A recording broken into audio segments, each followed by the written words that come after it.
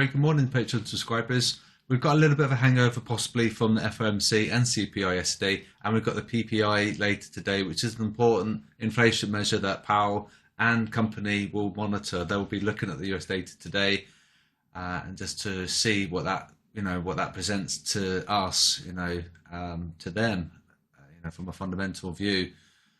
And ideally, we want this inflation down, right? So it's looking okay. It's looking like we're quite risk on. We go to the bubbles. This is a bit of a worry, which I'll come to in a second. But if we look at the bubbles, AJ, Aussie yen, it's a buy. So we're looking for longs on AJ. So we're looking to buy above this high, and we're going to raid those stops. Okay, so that's the logic there. So, and the reason for the entry being above that high, just by that little amount, because it gives us a little bit of breathing room in case it does go up there and then falls. We have a little bit of a threshold to play around with. So we're looking to buy, slightly above, 5 pips or so above that high, just to ensure that we're going to continue higher. And it might be the case we don't get filled. We might do, but the things are looking quite positive. The risk calculation was on. VIX is being crushed. The dollar is falling. The indices probably positive. But I need to check. I think they should be. Yeah, they are all green, which is good. So it's looking okay for this particular setup, but we're looking for a long above the resistance. We don't want to be buying into resistance. We want to be buying above. Okay, so that's AJ.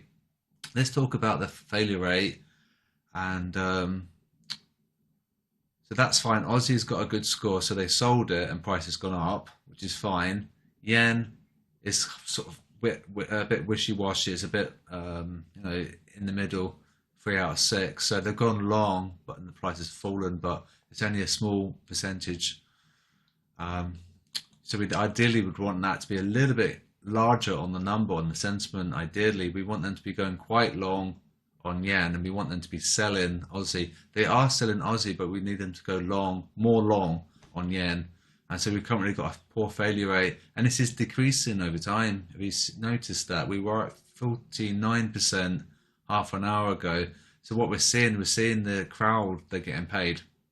So what you could do, well, we've got the entry anyway, but if you wanted to, just to be on make sure that you're on the right side, you can check your physical currency pair, and then you can check your basket as well, whether or not we've got a 6 out of 6 score. If we do, that's great. If it's a 0 out of 6 like the Swiss, that's not so good. Okay, so they've gone long and getting paid. So that would be unusual. So you'd want to be avoiding the Swiss. Like I said about the dollar Swiss, you'd want to be really careful with that. So that's the Patreon video. And we can look at potentially the stop loss clusters. Gold has taken the stop loss cluster, by the way. I'd say that was pretty much taken. Let's look at AJ, and then we'll wrap up the video. Where are we? Yeah, this is fine. Wow, dollar Swiss. They're very, very long, aren't they? So, yeah, so this would have been quite a nice little trade. Don't forget we've exceeded the ATR target short. So if we take the SLC, it might be a long. All right, so be really, really, really careful with the dollar Swiss. And AJ, let's just have a look at the SLCs and things. Hopefully we haven't probed the stop loss cluster.